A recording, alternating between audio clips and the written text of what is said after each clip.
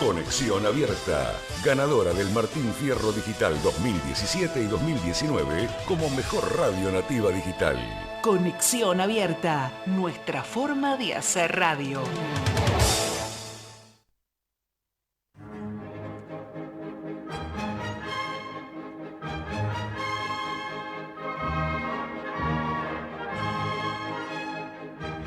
Todos los temas que atraviesan a la actualidad económica de Argentina y del mundo desde una perspectiva libertaria están en Demoliendo Mitos. Javier Milei te invita a derrocar los grandes mitos del análisis económico que tanto han contribuido a la decadencia económica, social y cultural del país. Si luego de tanta pasión puchiana te quedan fuerzas, el remate te llevará a conocer ramas insólitamente divertidas que te permitirán ver la realidad desde la óptica de un economista.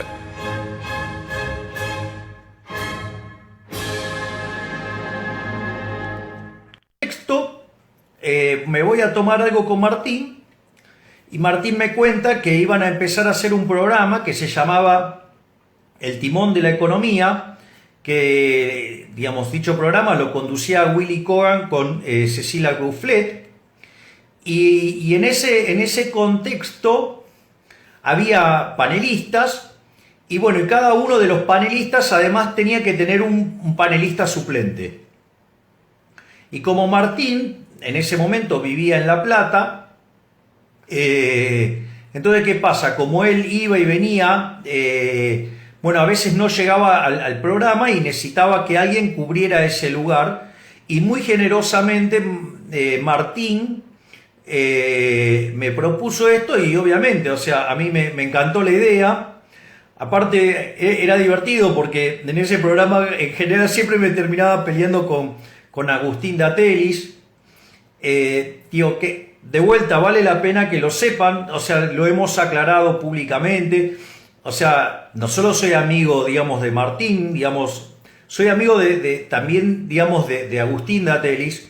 Agustín Datelis hay que reconocerle, ¿sí?, que cuando me estaban haciendo toda la opereta, ¿sí?, cuando fue lo del tema del ATP, ¿sí?, y que lo vendían como una cuestión de IFE y que yo había pedido eso, digo que eso está muy vinculado a un asesor de Alberto, porque casualmente 10 días antes, con información que supuestamente era confidencial, mandó un tuit haciendo referencia a eso.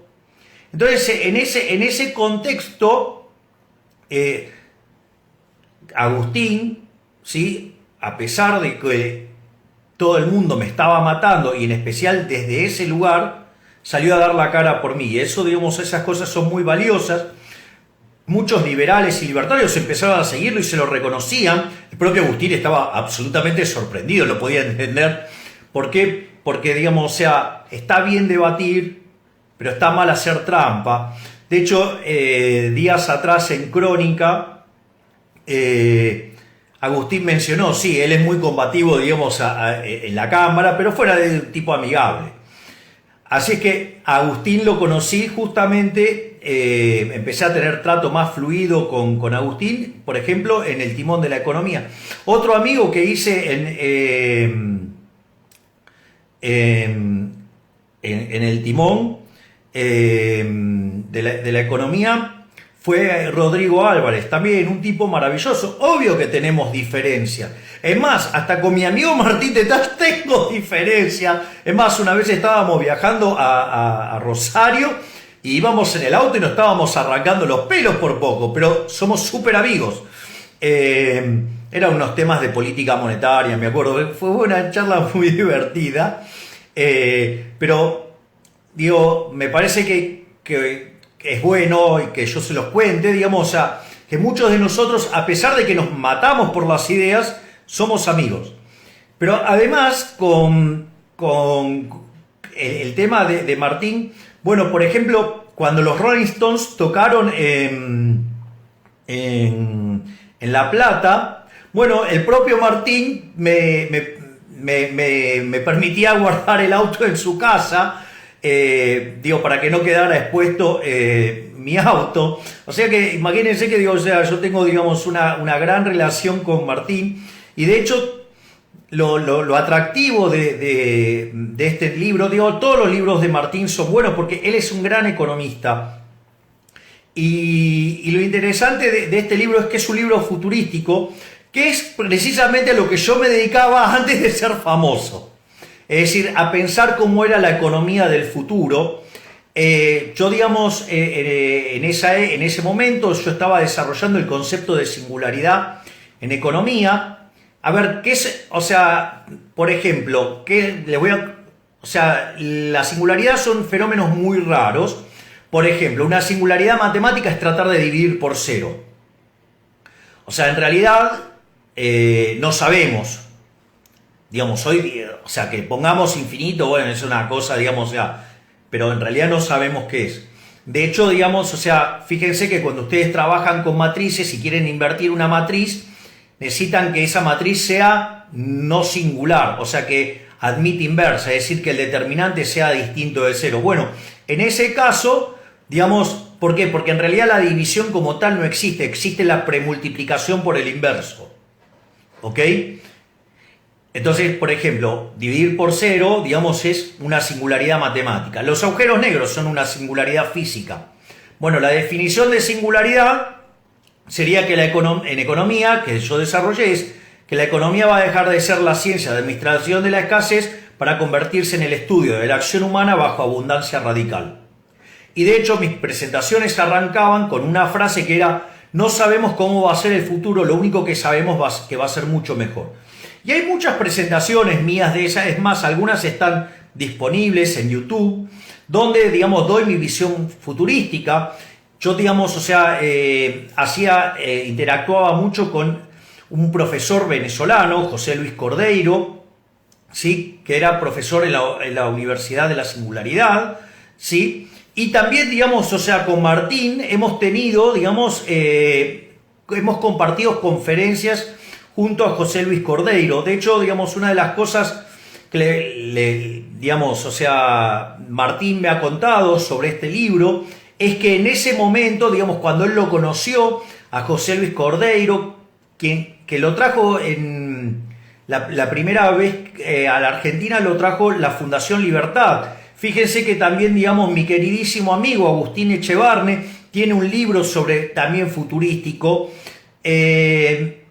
Así es que, bueno, digamos, andábamos todos dando vuelta con esas cosas y yo me acuerdo que cuando vi la primera presentación de José Luis Cordeiro en la Fundación Libertad, me acuerdo que arrancaba con un video, ¿sí? Y era muy interesante porque en un momento la frase con la que remataba José Luis Cordeiro esa presentación era un fragmento de un reportaje que le hacen y dice: nosotros vamos a ver la muerte de la muerte. Y la verdad que, digamos, era una cosa muy impresionante. Yo me empecé a meter en los temas de singularidad, leí muchos trabajos de Ray Kurzweil. Les sugiero muy fuertemente a todos ver El hombre trascendente. Está en videos de YouTube, está en 2 partes. Es un documental fabuloso sobre la vida, digamos, sobre Ray Kurzweil. Y hay algunas cosas muy interesantes, pero solamente se van a enterar, por ejemplo, la apertura, cuando, digamos, o sea, conozcan mucho más sobre Ray Kurzweil. Hecha toda esta presentación, esta preliminar, yo ahora lo voy a invitar a Martín Tetaz para que nos venga y nos cuente, digamos, Nada será igual, su nuevo libro, y que nos cuente, digamos, esta experiencia con este libro. Yo lo voy a invitar a Martín. A ver. Acá está Martín.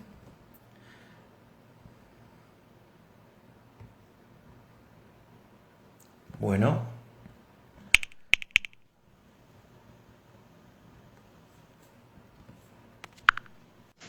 A ver si logro que ingrese. Martín, querido, ¿cómo estás? Querido Javi, amigo. querido, Acá lo ¿cómo tienen. andás?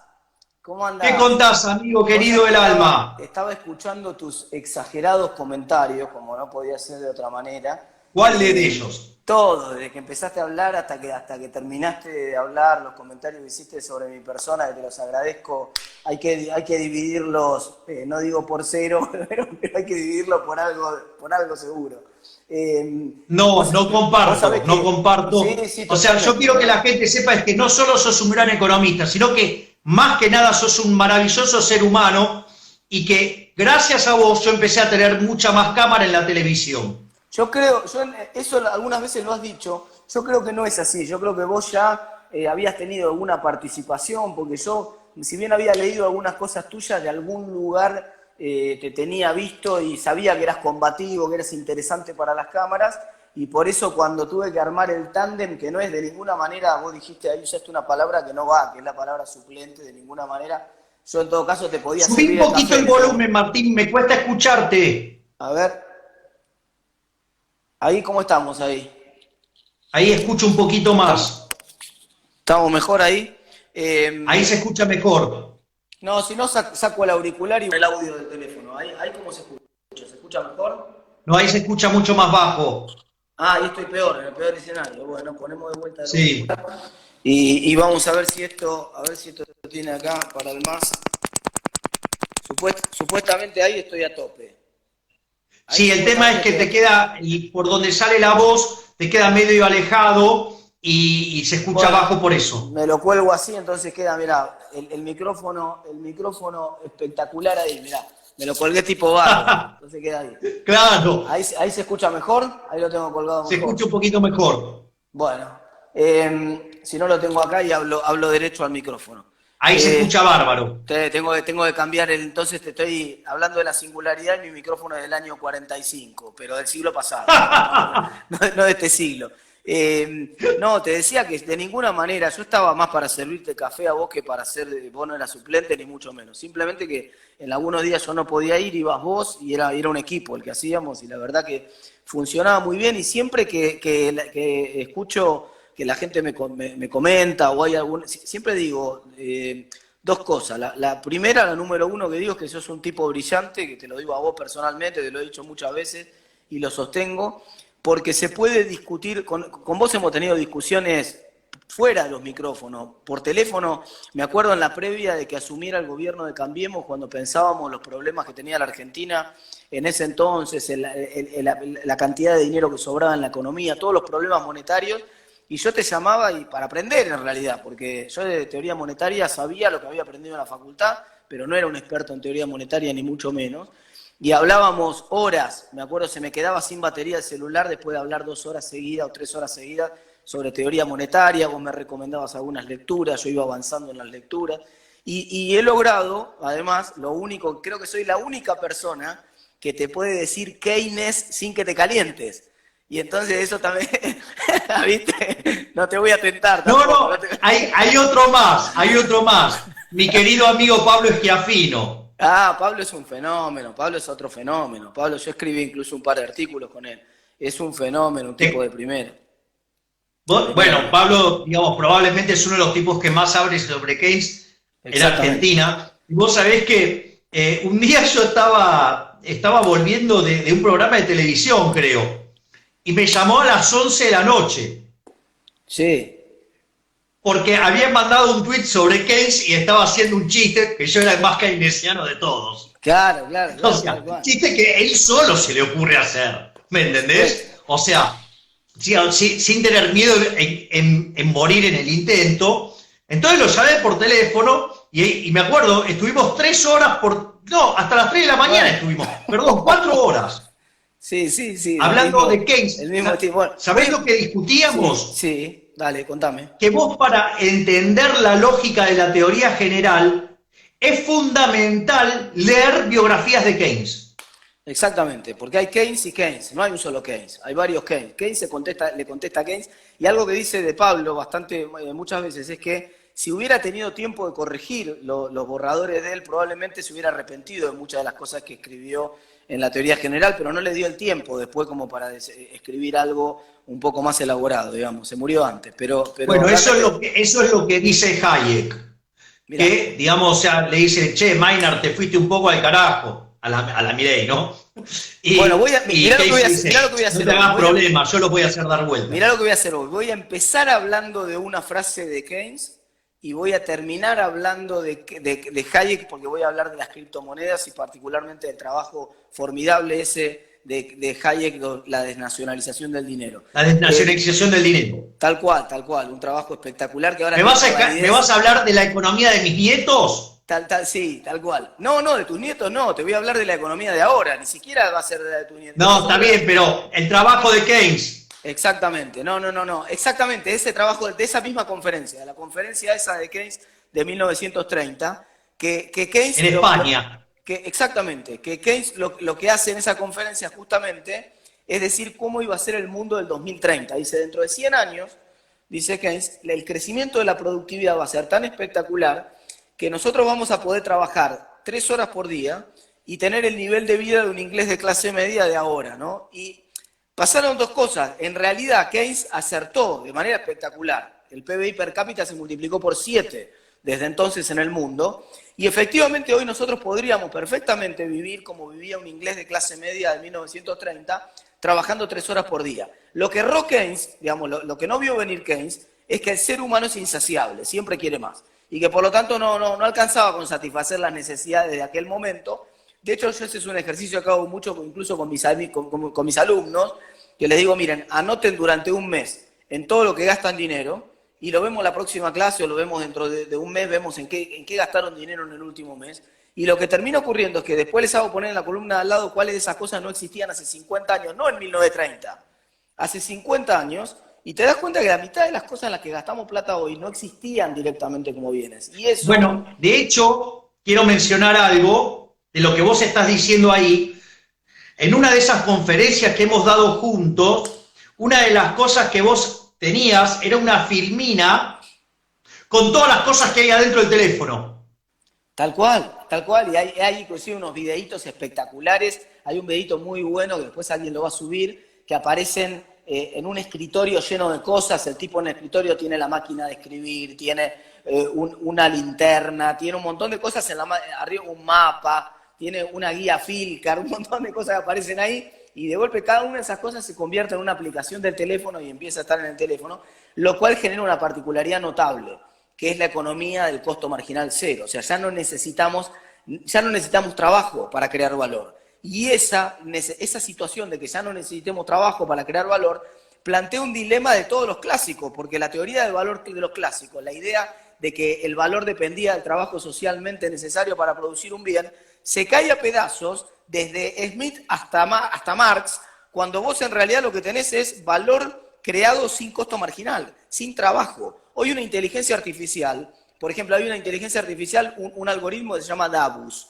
que es un algoritmo que fabricó hace muy poco, fabricó un recipiente, unas botellas que tienen una forma particular y que permite encastrarlas mejor adentro de la heladera, lo cual permite no solo transportar más mercaderías en menos espacio físico, sino ocupar mejor el espacio físico de la heladera y permitir que se enfríen más rápido y se aproveche mejor la energía.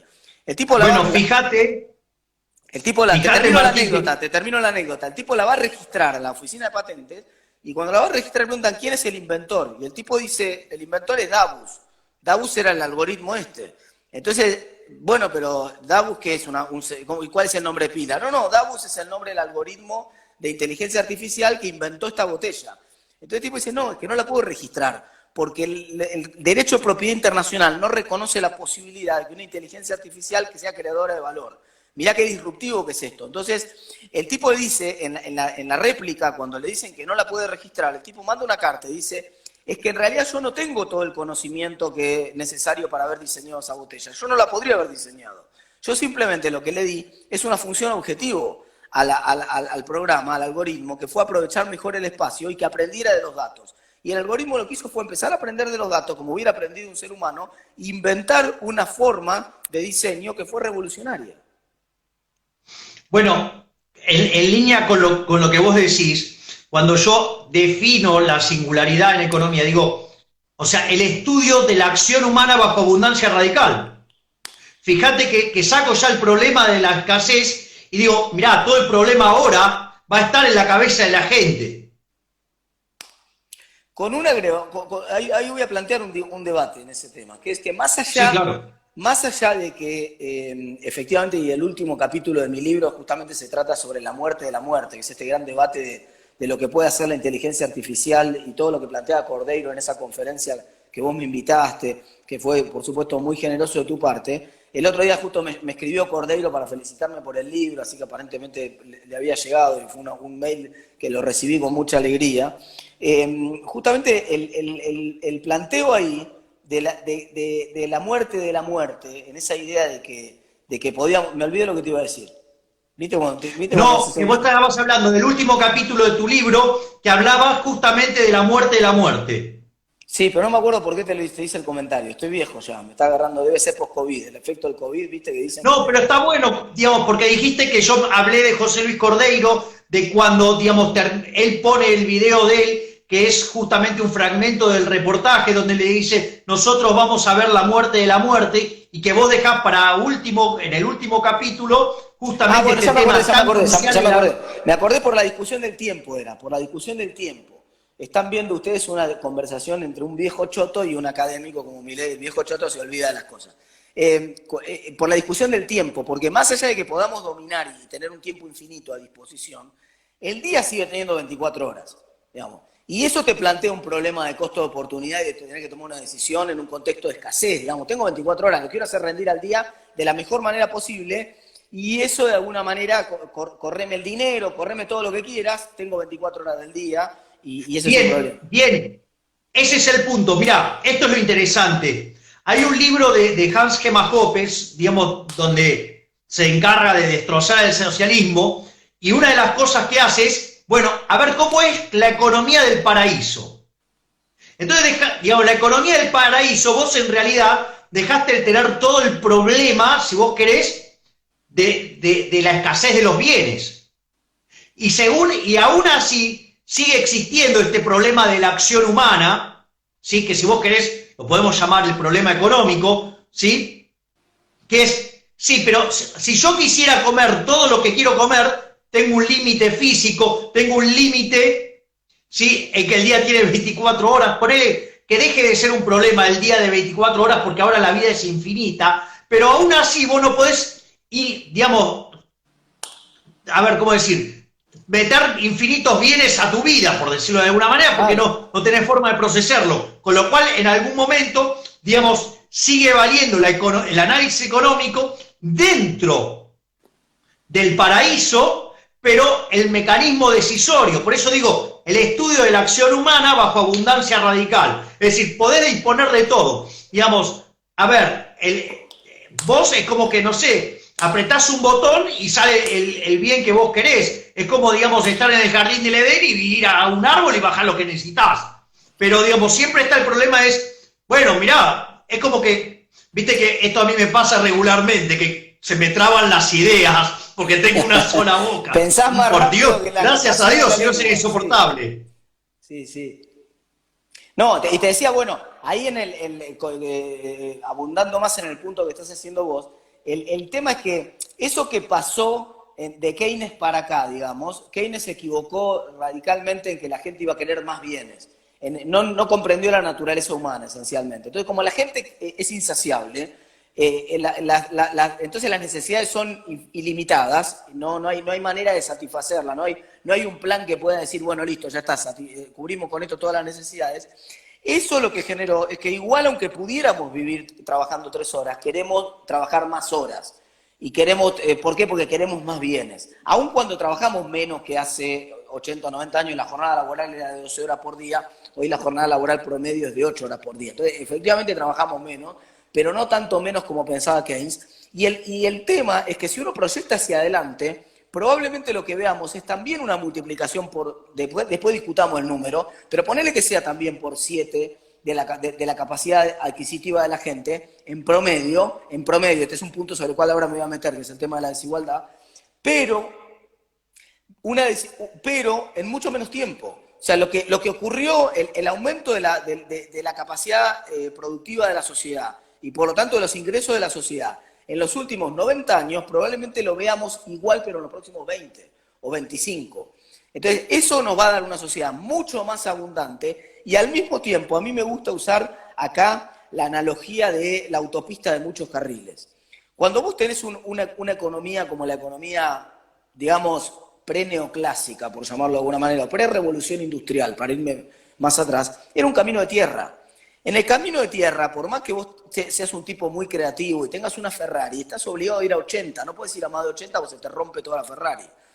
Cuando vos al camino de tierra lo convertís en una autopista de 3 carriles, obviamente lo que aumenta son las dos cosas. Aumenta el bienestar social, porque por supuesto hay más abundancia, todos llegamos más rápido, pero también aumentan las diferencias. Hay uno que puede, si tiene una máquina más grande y las leyes se lo permiten, puede ir a 300, y hay otro que puede seguir siendo 80 por la colectora.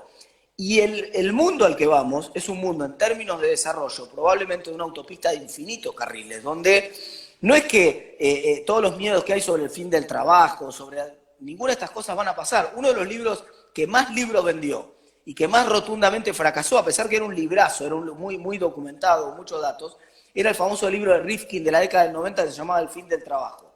No puede haber sido más radical el fracaso, digamos, no pasó eso. Realmente, en los 30 años siguientes lo que ocurrió es que en Estados Unidos, hasta antes de la pandemia, nunca había habido tanto empleo, tanta gente trabajando.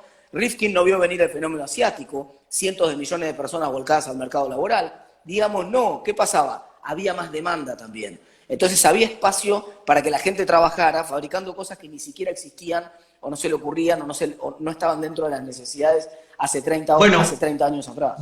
Bueno, porque eso, digo, yo he escrito algunas cosas sobre eso, que es la falacia ludita. Y de hecho, digamos, digamos, le vamos a contar, digamos, qué es el ludita. Viene de Lud, ¿sí? Digamos, este hombre que contó la historia, ¿sí? Digamos, esta de que el día que crearon la máquina de vapor, el telar, digamos, y que como se quedó sin laburo, fueron y rompieron la máquina. La realidad, digamos, no se sabe si eso verdaderamente ocurrió. ¿Sabés que le investigué la historia esa? La cuento la historia esa en el libro, a la historia de Lud, porque la investigué y efectivamente hay dudas incluso sobre la ciudad donde efectivamente ocurrió, pero aparentemente es real la historia. Bueno, vos viste que nosotros los economistas tenemos, viste que cuando con el tema de los bienes Giffen, ¿sí? Las batatas en Irlanda, y Varian investigó y no es cierto. O sea, que era un artilugio que usó Marshall para engañarnos a todos. Claro, sí. O sea, bueno, nosotros, digamos, como la profesión ya tiene historias de estas, pero yendo al tema de la falacia ludita, hay, digamos, primera cosa, si efectivamente la tecnología generara desempleo, quiere decir que a la luz de todo el progreso tecnológico que se vivió desde la revolución industrial hasta acá, no se hubiera creado un solo puesto de trabajo. Por lo tanto, si se hubieran al menos mantenido los que había, hoy la tasa de desempleo sería 87,5%. Sí, claro, total. No tiene sentido. ¿Cuál es la parte, digo, que yo veo, digamos, esto Hazlitt, en ese maravilloso libro que se llama La economía en una lección, hay un artículo que se llama El odio a la máquina. Dice, la máquina genera desempleo. Javi, bueno, ese libro de Hazlitt es el que vos alguna vez recomendaste como libro para empezar en economía. Cuando alguien quiere aprender, dice, yo me quiero empezar a meter en los temas de economía, pero no sé nada, vos siempre recomendás ese libro. Sí, yo recomiendo ese libro. Ese libro arranca con la lección, y la lección es, dice, ¿cuál es la diferencia entre el buen economista y el mal economista? Dice, el mal economista solamente mira un mercado y las consecuencias en ese mercado. Y el buen economista no mira solo ese mercado, mira los otros, y no solamente este periodo, sino también hacia adelante. Básicamente es la diferencia entre hacer equilibrio parcial de un periodo y hacer equilibrio general intertemporal. Y justamente cuando vos metés este problema dinámico en el medio, ¿qué pasa? Digo, un empresario, ¿esto para qué lo hace? Para ganar dinero. Entonces, cuando le incrementan los beneficios, ese dinero, ¿qué puede hacer con ese dinero? Puede ir y consumir otros bienes, con lo cual crea puesto de trabajo en otro lado. Lo puede ahorrar. Pero además te doy un punto más que yo también justamente lo planteo en el libro, ¿no?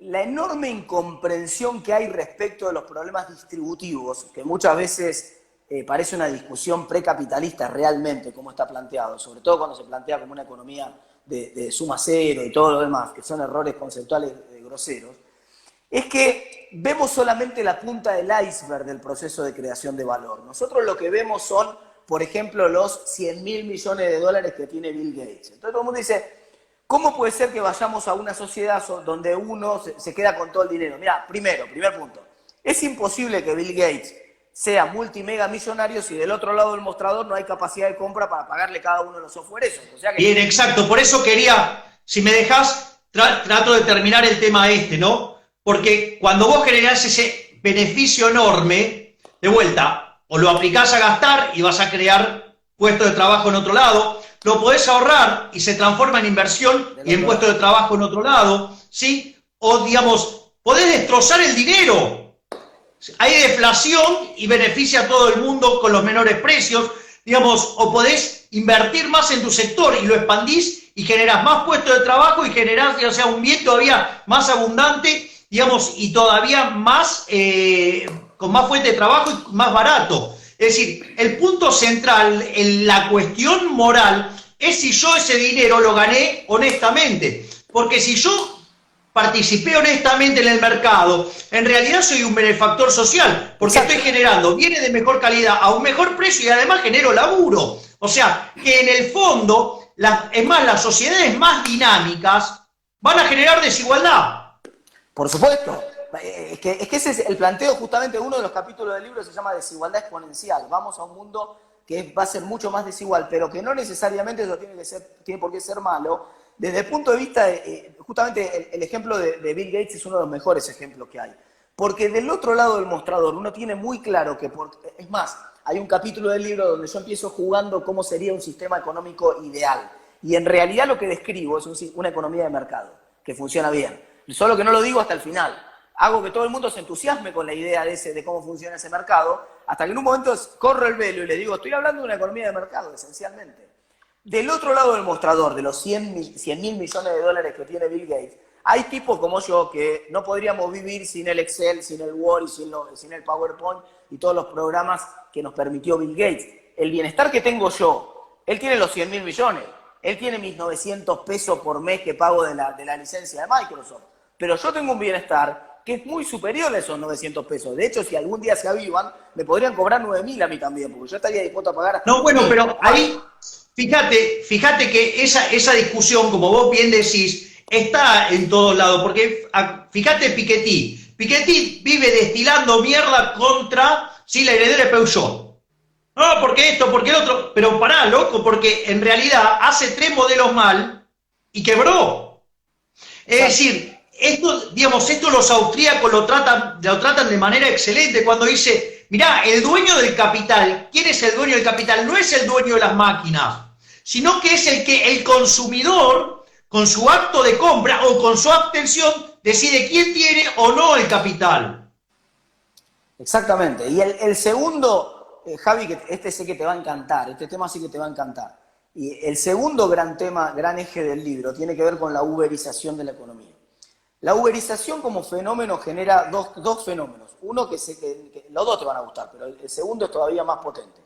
El primer fenómeno que genera la uberización obviamente es que le pone de novios más fácil a los productores y a los consumidores. O sea, se come a los intermediarios del medio, genera un proceso de intermediación mucho más eficiente, más económico. Claro, te baja los costos de transacción, el bienestar vuela. Dramáticamente los costos de transacción y vuela el bienestar. Entonces, esencialmente es una suerte de Tinder del mercado que pone de novios mucho más eficientemente de lo que era antes a los consumidores con los productores. Empezó en el transporte, pero hoy se está pasando en el comercio. Por ejemplo, Amazon en el medio de la pandemia, de la recesión más brutal que vivió el mundo en muchos años, creó 500.000 puestos de trabajo, que es el doble de lo que crea la economía argentina en un año muy bueno. Una empresa de Estados Unidos crea 2 veces todo el empleo que crea la economía argentina en un año muy bueno.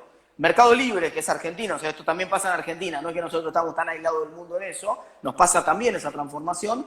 Mercado Libre creció 85% de la facturación en dólares en el medio de la pandemia. Es decir, que hay una transformación, una uberización que ya se está llevando puesto al comercio tradicional, se va a llevar puesto a la banca tradicional dentro de muy poco. Las DeFi, las finanzas descentralizadas, son un fenómeno que ya no lo puede parar nadie. que está empezando a ocurrir también, se lleva a los medios, los lugares donde yo me desempeño, muchos de los medios tradicionales se los está llevando puesto la uberización también, pero permite una segunda cosa, tiene una segunda particularidad, que la Nata lo denominó el otro día, y me pareció brillante la fórmula, capitalismo en anabólicos, capitalismo con anabólicos, porque la uberización permite con las plataformas y con el manejo de la información explotar mucho mejor el sistema de precios.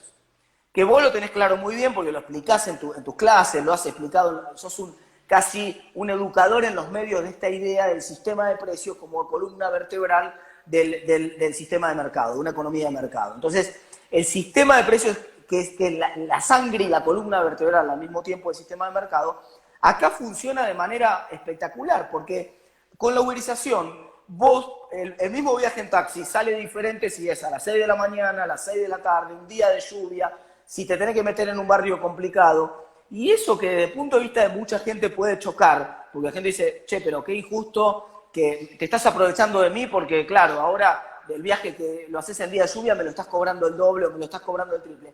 Gracias a que te lo cobro el doble o el triple en día de lluvia, hay muchísima más gente sacando su auto y poniéndolo a trabajar. Entonces, al final del día, hay muchísima más gente que consiguió viajar con el esquema de Uber que permitió un precio en temporada alta, por llamarlo de alguna manera, o un precio cuando nadie quiere viajar, que es mucho más barato, y entonces hace que muchísima gente que no se podía tomar un taxi antes, ahora sí pueda tomarse un Uber. Entonces, permite en la uberización de la economía explotar el sistema de precios de una manera espectacular, que hasta ahora la economía tradicional estaba constreñida, el sistema de precios estaba encorsetado en la economía tradicional, y con las plataformas el sistema de precios se mueve como si estuvieran anabólicos, explota.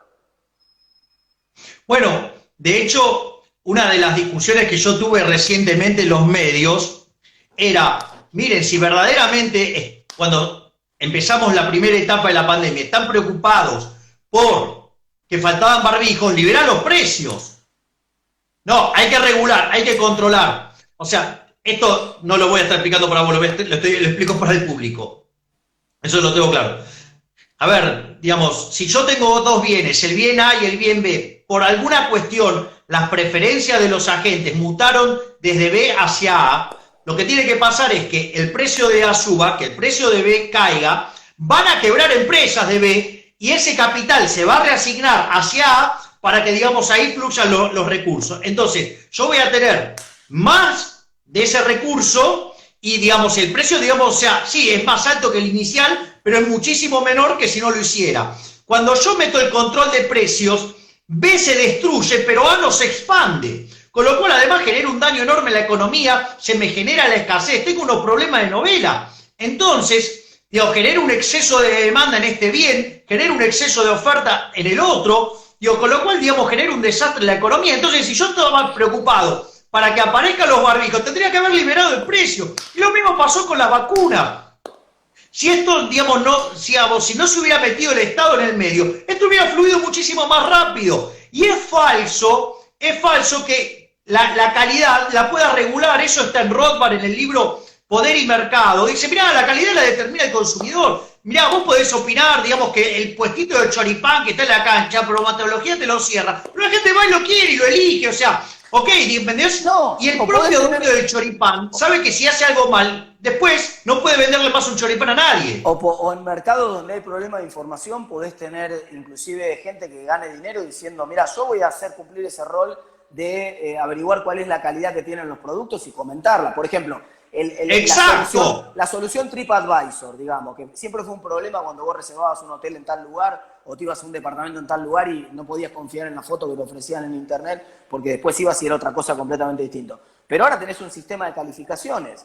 El propio sistema lo resolvió sin necesidad de que necesariamente se meta el Estado. Pero acá es peor todavía. Por eso mismo, digamos, o sea, sí, digamos, pero aparte, digamos, o sea, vos tenés que resolver un problema en la trinchera, lo va a resolver el soldado que está ahí por su propio interés. El tipo que está arriba del monte Everest, ni siquiera la ve la trinchera y se pone a regular algo de lo cual no tiene ni la más puta idea. Es peor la regulación. La regulación de precio, cuando vos pones un precio máximo, es incluso la peor regulación de todas posibles, porque yo ahí prefiero que, realmente, pensémoslo, prefiero que el Estado diga, lo voy a planificar yo. y voy a decidir quién produce y quién no, porque cuando vos te metés y pones un sistema de precio máximo, esencialmente anulás el mecanismo de los precios, pero no lo reemplazás por nada.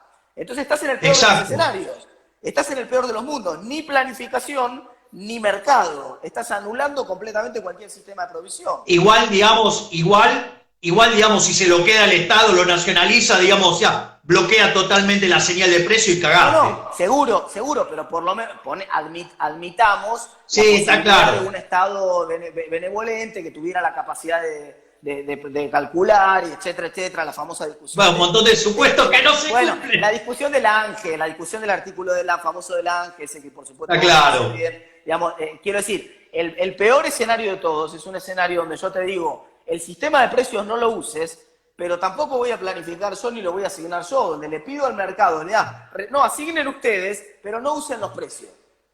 Entonces, si vos decís... Claro, tal cual. No es como... sentido. Yo no sé si recordás cómo es la frase de Adolfo Sturzenegger, el papá de Federico, que Argentina es una economía de mercado sin mercado y un socialismo sin plan. No, eso es tremendo. Tal cual, es que es exactamente la situación argentina. En buena medida es esa la situación argentina, cada vez hay menos, cada vez es menor, pero al mismo tiempo, y ese es uno de los puntos, vuelvo al esquema del libro, ese es uno de los puntos del libro, ojo, porque en la nueva economía la capacidad de regulación de los estados se está licuando. Vos fíjate que ahora, y eso no quiere decir que no haya reguladores, ojo, porque está habiendo reguladores, solo que no es el Estado. Por ejemplo, hoy Google, que es el dueño de YouTube, te regula qué contenidos podés publicar en YouTube o no. Y regula también la administración de los derechos de propiedad de esos contenidos. Entonces, por ejemplo, si yo subo un video tuyo de una conferencia tuya sobre la cual no tengo derechos y lo subo a YouTube y lo monetizo, porque empiezo a poner avisos publicitarios y hay gente que y empiezo a ganar plata con esa... Vos me denunciás, vos decís, mira, hay alguien que está monetizando un contenido mío y no me pagó a mí, y automáticamente Google lo que hace es la plata que gané yo, te la transfiere a vos. Digamos, y no se metió el Estado ahí. No hay ningún juez diciendo de quién son los derechos de propiedad. Es Google. Justicia sin Estado. Bueno, cleros.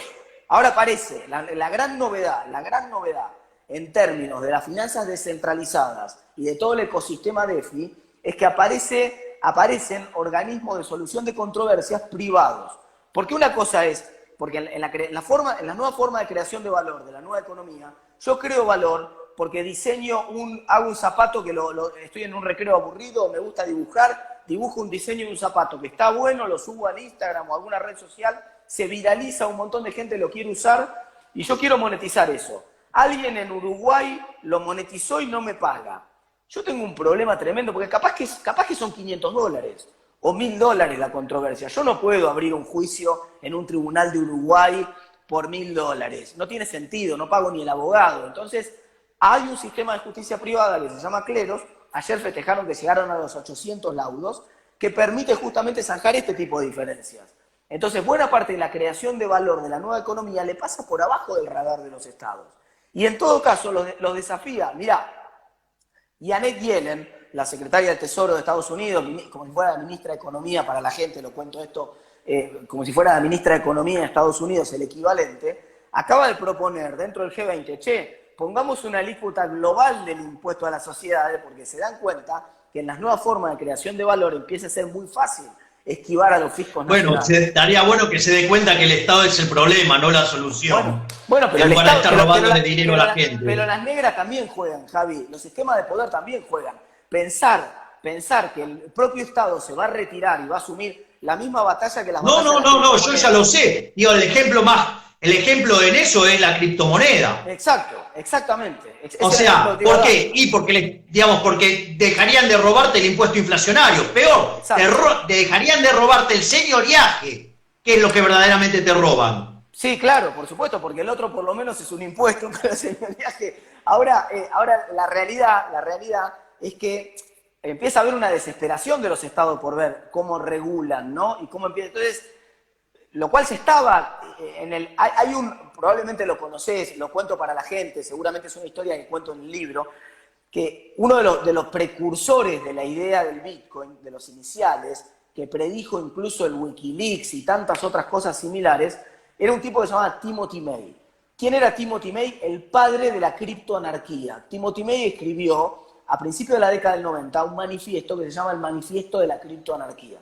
Y ese manifiesto planteaba un par de ideas muy simples. May lo que decía en resumidas cuentas era, ya tenemos la tecnología, porque ya empezaba a tomar forma Internet, ya tenemos la tecnología que va a permitir que haya operaciones y contratos entre particulares sin que pasen por la regulación del Estado, que pasen por debajo de la regulación del Estado.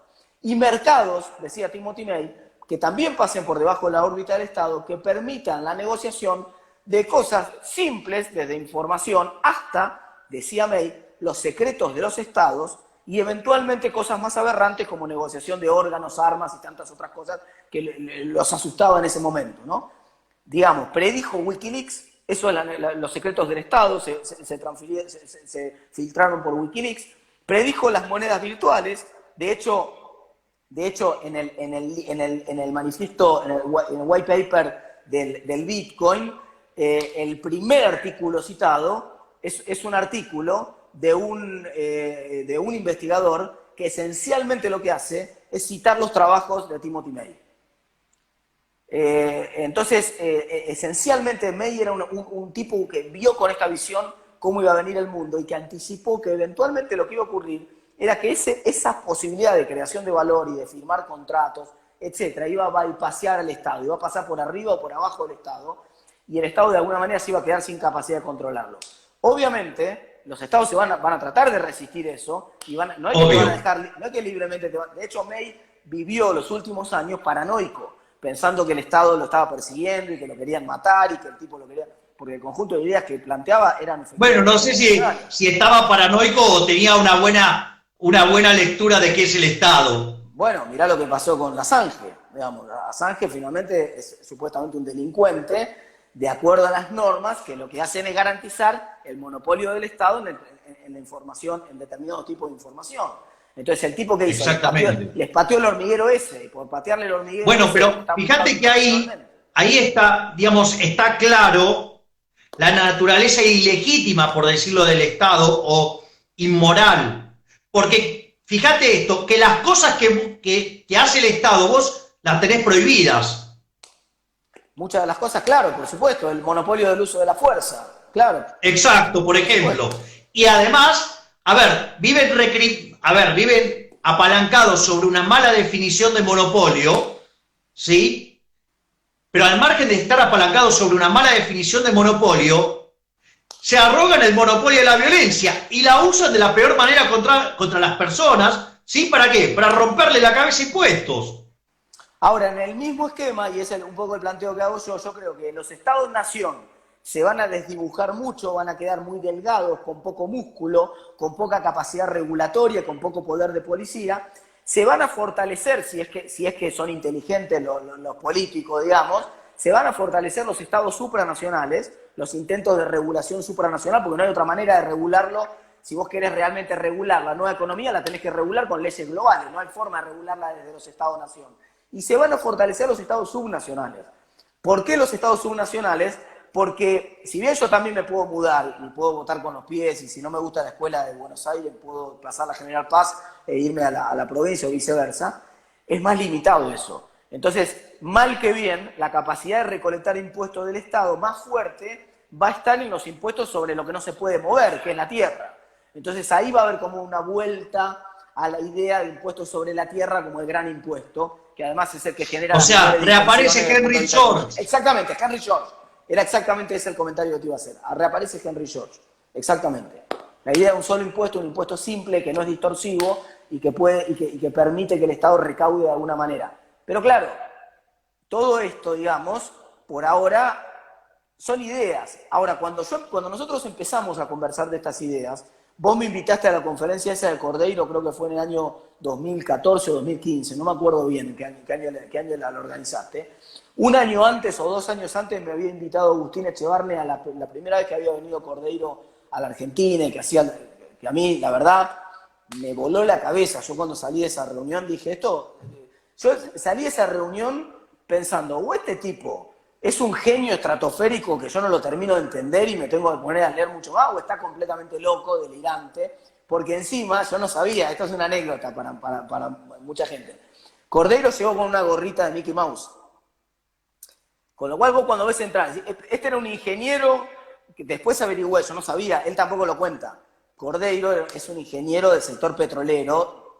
Es un ingeniero especialista en petróleo con un PhD en el MIT. Exactamente, era un genio total, pero el tipo venía humildemente, entraba con su gorrita de Mickey Mouse y todo el mundo decía, este tipo está completamente loco. Después supe que Ray Kurzweil tiene un reloj de Mickey Mouse.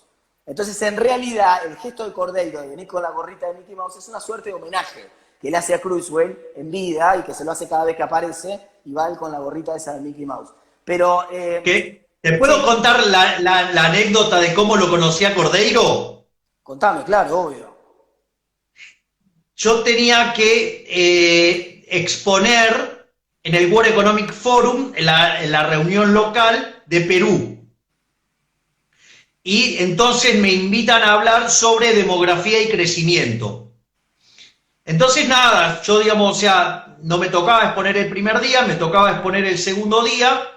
Bueno, viste que vas el primer día y haces muchas sociales, el primer día, claro, todo. Claro. Y de repente me lo encuentro a Cordeiro ahí y me pongo a hablar. Entonces, mientras que hablaba con Cordeiro, nada, o sea, Cordeiro se mostraba muy interesado por las cosas que yo decía, todo, ¿sí? Y yo digo, ya me veo que este es el típico, viste, que te dice sí como a los locos, viste, porque yo como yo tengo un problema con los que me adulan, o sea, que me pongo así refractario, digo, no me puede estar diciendo todo que sí, todo esto. Entonces sí. Dije, ya me veo, digamos, me estás zarateando, que esto, el otro. Viste, yo enseguida me pongo paranoico, pero aparte como esas reuniones son todos políticamente correctos, todo, digo, ok. Y en un momento le hablo de Angus Madison. Y cuando le hablo de Angus Madison, entonces él me empieza a contestar sobre Angus Madison. Y ahí yo me empiezo a sorprender. Y cuando estaba saliendo el libro de Madison, el que es del 01 al 2030, y ahí me cuenta que él fue el que armó las cuentas de Venezuela, de Colombia, y ahí, digamos, el maxilar mío del cuarto piso creo que llegó hasta el subsuelo. Claro. Y ahí, digamos, o sea, no era que me hablaba porque me estaba zarateando, sino que la tenía clarísima. Se empezó a generar una conversación fabulosa, nos quedamos horas hablando, después quedamos en contacto y bueno, y después, logré, digamos, que Aeropuertos Argentina 2000 lo trajera a dar una conferencia, que fue en la que estuviste vos, Martín, que estuvo claro, Sebastián Campanario, la dimos en la Universidad de Belgrano, digamos, todo porque, digamos, donde el que puso el músculo para que esto se pudiera dar fue, digamos, Aeropuertos Argentina 2000, que en ese momento el presidente era Rafael Bielsa. Tal cual. Sí, tal cual, tal cual. Los planteos, yo me acuerdo, y es eso también otro de los capítulos del libro tiene que ver con eso. Yo cuando vino Cordeiro, la primera pregunta que le hice, que por todo lo que me contaba me parecía espectacular, yo digo, no, pero tanto crecimiento, la pregunta obvia de cualquier estudiante de economía hubiera hecho, no se necesitaba ni ser economista. Yo digo, pero ¿de dónde va a salir la energía para todo esto? Porque el mundo que planteaba Cordeiro era un mundo donde se multiplicaba efectivamente por 7, creo que ese número fue el que usó, que para el 2035 se multiplicaba por 7 el PBI global, lo mismo que, por eso conté la anécdota de Keynes, porque era lo mismo que había pasado entre 1930 y la actualidad, en los últimos 90 años. Y entonces le pregunté, pero ¿de dónde va a salir la energía para todo eso? Porque cuando vos mirás el nivel de concentración de CO2 en atmósfera, con el 80% de la población viviendo abajo de $10.000 per cápita, y te imaginas todo eso multiplicado por 6 o por 7, no da, explota todo. Entonces me miró por la ventana, estaba la ventana así, se empezó a reír, miró por la ventana, de allá me dijo, y me señaló el sol. Y yo me empecé a reír porque, claro, yo no sabía que el tipo era un ingeniero experto en energía, ¿entendés? El tipo se estaría cagando de risa de la pregunta que le hacía yo. Entonces yo quise hacer un comentario ingenuo, a veces somos tan pelotudos, nosotros creemos la diferencia entre el concepto de recurso y el concepto de reserva, ¿no? Entonces yo dije, mira, sí, el sol es un recurso inagotable, pero hay que traerle la energía primero y almacenarla, y todavía los esquemas de almacenamiento son vetustos y qué sé yo, claro, la agarró de pechito. Me dijo, no, mirá, me mostró un gráfico, fue a buscar un gráfico, me mostró un gráfico de cómo estaba bajando el costo de la energía solar. Efectivamente, me dijo para el 2000, creo que me dijo en ese momento para el 2016, para el 2017, y pasó ahora que ya el costo de la energía solar es tan barato como el costo de la energía promedio que se consume, que se vende en el sistema.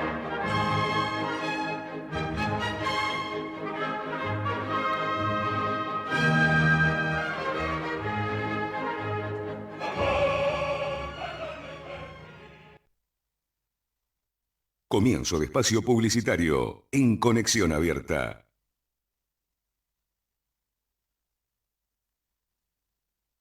Este medio está asociado a CADEMAD, Cámara Argentina de Medios Audiovisuales Digitales. Coronavirus, medidas preventivas. En Conexión Abierta queremos recordarte las recomendaciones otorgadas por la Organización Mundial de la Salud. Lavarse las manos con regularidad. Toser y estornudar en el pliegue del codo. Desinfectar